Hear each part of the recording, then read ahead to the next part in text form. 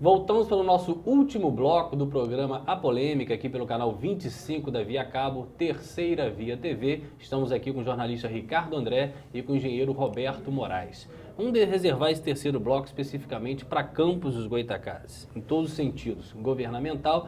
Mas eu quero entrar no primeiro ponto, a questão das licitações, não só da Prefeitura, como também da Câmara. E eu venho discutindo muito, não sei se eu estou discutindo até na linha correta, porque parte do princípio do que está no Diário Oficial é legal. Partiu de todo um processo de certame licitatório, venceu-se em tese a melhor empresa, o melhor preço, mas a questão do custo-benefício. Eu observo, por exemplo, Fundação Cultural Jornalista Oswaldo Lima aluga um telão por R$60 mil. Não seria melhor comprar? A Câmara vai e faz uma licitação de jardinagem de 60 mil. Não seria melhor abrir um concurso e ter funcionários fixos nos quadros? Qual a leitura que vocês fazem do custo-benefício de alugar, de licitar dentro do contexto da administração pública? Apesar de ser uma realidade desde a década de 90 para cá, essa questão da terceirização de alguns serviços. Mas qual é o custo-benefício disso? A partir do princípio que nós pagamos indiretamente esse trabalho todo. Bom, eu faço um reparo ao que você citou. O que sai no Diário Oficial é oficial, não, pode não ser legal. Ele é oficial porque uma autoridade decidiu.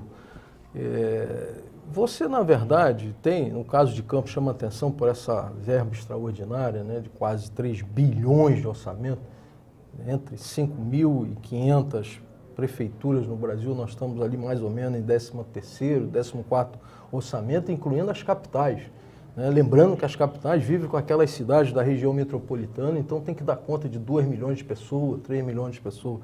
Então era para que os serviços públicos nossos aqui estivessem em condições muito melhores do que estão.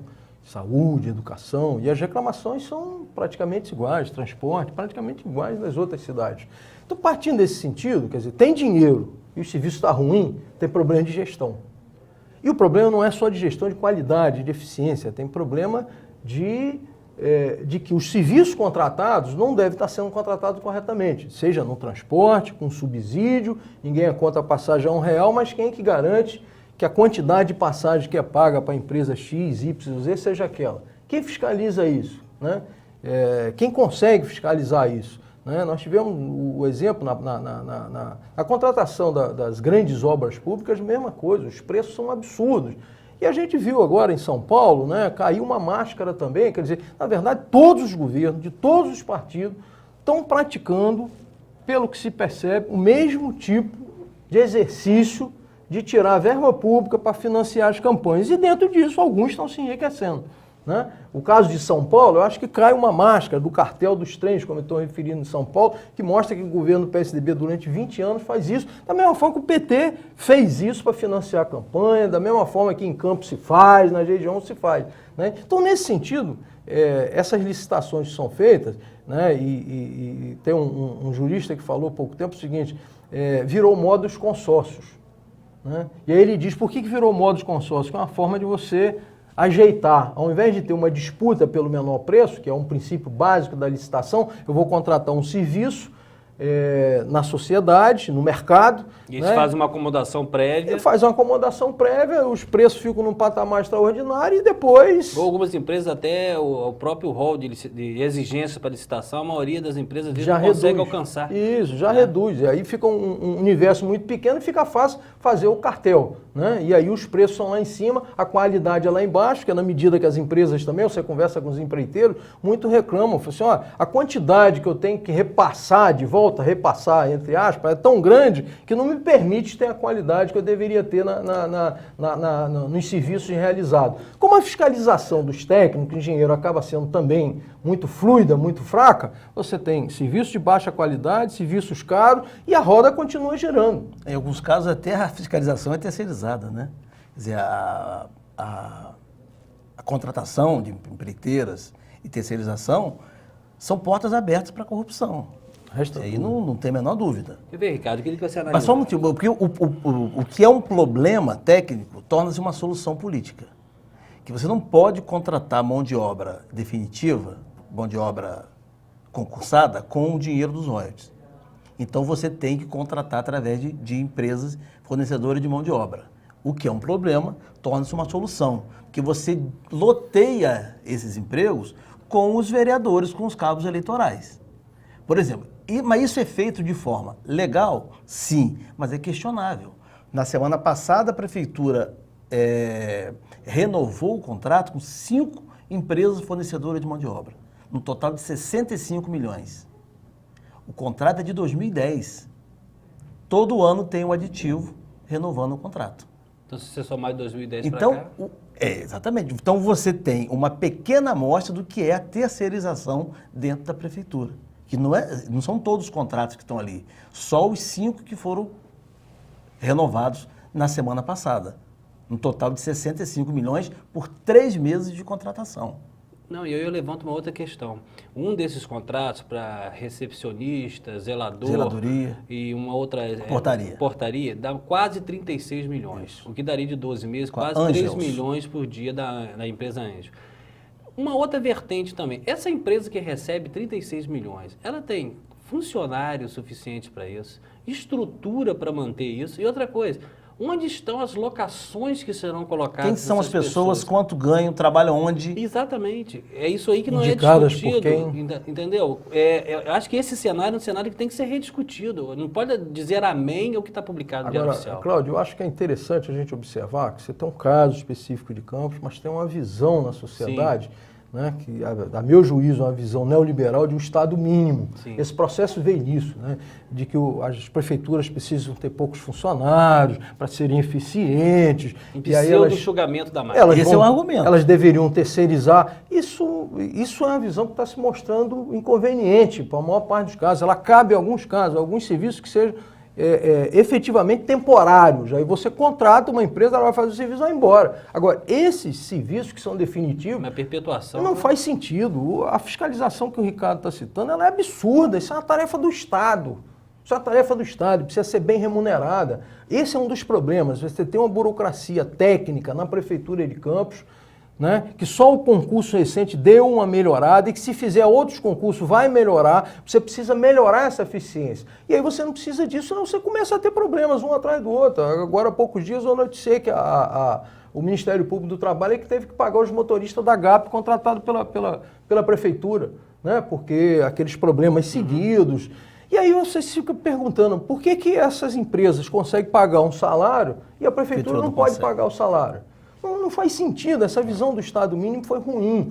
Nesse caso específico nosso, porque a receita dos royalties cresceram, isso acabou sendo um questionamento que o próprio Tribunal de Contas faz, que é errado, e nenhum prefeito quer mexer nisso, na verdade. Porque quem está fora criticava essas terceirizações, aí está dentro hoje, está fazendo exatamente igual. E a terceirização, ela serve hoje, eu não tenho a noção, mas digamos que nós tenhamos hoje 60 mil terceirizados, vamos dizer. Eu não tenho a menor ideia de quantos são. Mais ou menos. Que tenhamos uma família de 3 pessoas em cada um. Você vê 3, 18, são 180 mil, em tese, possíveis eleitores daquele governo que terceirizou. Porque é praticamente impossível que se haja uma relação dessa, eu deixe de votar naquele pai meu que trabalha como zelador naquela prefeitura. Vira que monarquia. Trabalha como secretário naquela prefeitura. É uma coisa, eu falar, se meu pai for zelador, eu vou votar na prefeita que deu o cargo para ele. Quando fala em terceirização, a gente pensa só em mão de obra. Exatamente. Mas está se contratando empresa para tudo em Campos. Isso. Vocês acreditam, meus amigos, que até para a Fundação Municipal do Esporte preparar um campeonato de futebol, contrata-se uma empresa para isso? Está lá no Diário Oficial todo dia. Nos últimos dias saíram 3 empresas contratadas, uma média de 40, 50 mil reais cada uma delas, para elaborar e acompanhar campeonatos de futebol. Como na área de comunicação também, né, Ricardo? Para você pagar os jornais, a televisão, a mídia oficial, você é uma agência que paga. Foi não é publicado a prefeitura que paga. na sexta-feira a renovação do contrato, que é de 2009 também, 15 milhões de reais. Comunicação. 5 para cada agência. Então, e essas coisas também, e os acessos que a gente tem esse pormenor. Nós estávamos citando aqui nos bastidores a questão da inclusão do CNPJ. Você acha que isso é uma possibilidade maior que a gente tem de tentar filtrar, de investigar um pouco mais? É o início, porque o que se publica é um extrato e Muito uma linguagem cifrada ali, que você, eu, por exemplo, tenho uma mania um vício antigo, de ler o Diário Oficial e de publicar, postar no blog algumas coisas que me chamam a atenção, mas sem juízo de valor. Eu estou querendo dar informação, querendo circular aquela informação para ver se alguém faz dela... Reage naquilo ali. Ou reage ou tem a informação complementar para contextualizar aquela informação, né? Por exemplo, essa questão me chamou muita atenção da Fundação Municipal do Esporte, mas tem uma outra ferramenta que não é muito usada no próprio portal da transparência, que não é tão transparente assim, porque deixa a desejar, por mais que o nosso amigo comum, o professor Suledil, defenda esse portal da transparência, ele deixa muito a desejar. Mas tem um detalhamento de despesa, que é ali que você consegue ver as coisas mais de perto. E todos os pagamentos efetuados nos últimos 30 dias ficam disponíveis no detalhamento de despesa. Foi ali que eu descobri, por exemplo, o valor de todos esses shows da Festa São Salvador antes que eles acontecessem. Que o artista não sobe no palco antes de receber. Então foi ali que descobriu aqueles cachês milionários e inclusive a contratação de palcos. Vamos aproveitar, porque o tempo passa tão rápido, essa questão do CEPOP em detrimento ao show da Maria Bethânia no Trianon. O CEPOP aí a gente não sabe, em tese, quantos milhões realmente ele custou. Vamos dizer que seja de 80, 90, 100 milhões aí, tudo, essa estrutura toda. Um palco público, segundo eu soube, o palco central é um dos melhores do país. A prefeitura diz no release, tá lá que eu postei no blog, o release da prefeitura é o maior palco fixo público da América Latina. Não foi eu que disse. Foi o portal da Secretaria de Comunicação. Por que então não fazer um show do estilo da Maria Bethânia eu no prefiro CEPOP? não fulanizar o artista, porque eu sou fã da Maria Bethânia e nem fui ao show por causa disso. Eu sei, eu vi eu você comprei o ingresso e não disso, fui ao show por causa disso. Eu acho um absurdo. Você ficou mais cansado do que o artista tem que vir, o artista tem que se apresentar pelo cachê. Pelo cachê. Claro. Não tem sentido o contribuinte que não foi ao show pagar para não ver o show. Porque o show custou R$ 233.500. Você conseguiu arrecadar com a bilheteria no máximo R$ 50 mil ou 60. A diferença, quem pagou foi o contribuinte que não foi assistir. Claro.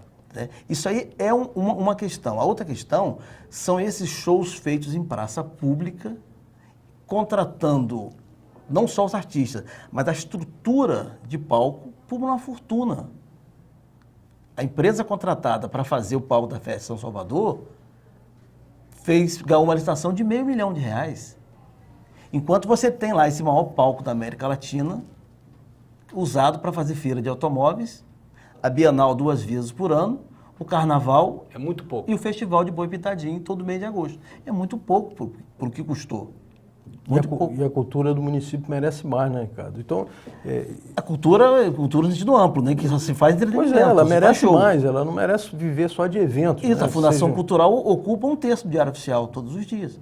Só com aquela dispensa de licitação para contratar artista. Mas aí, Ricardo, de novo, a gente remete à questão da eficiência. Nós temos 4 minutos, infelizmente. A eficiência da máquina pública. Quer dizer, nós estamos questionando os procedimentos, os valores, para onde está indo esse dinheiro.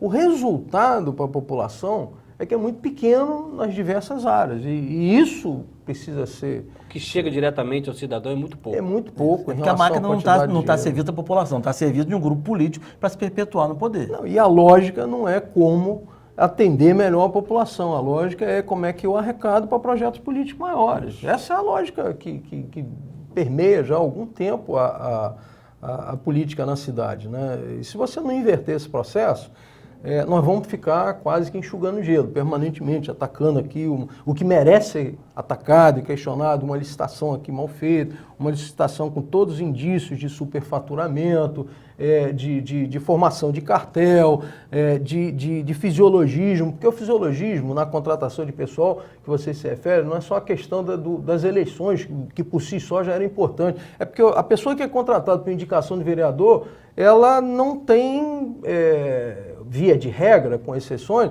ela não tem compromisso com quem é público, ela tem compromisso com quem botou ela ali. Né?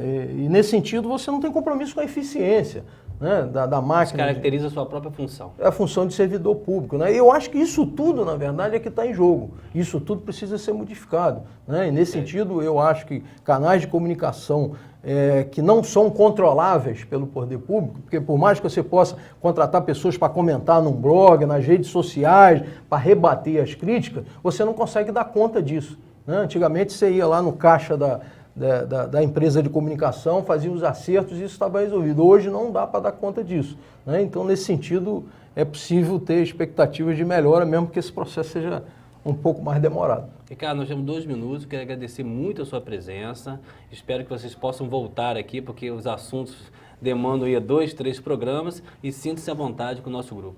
Com certeza, obrigado pelo convite e estou à disposição. Eu gostaria de debater mais esse terceiro bloco. Pois é, Roberto.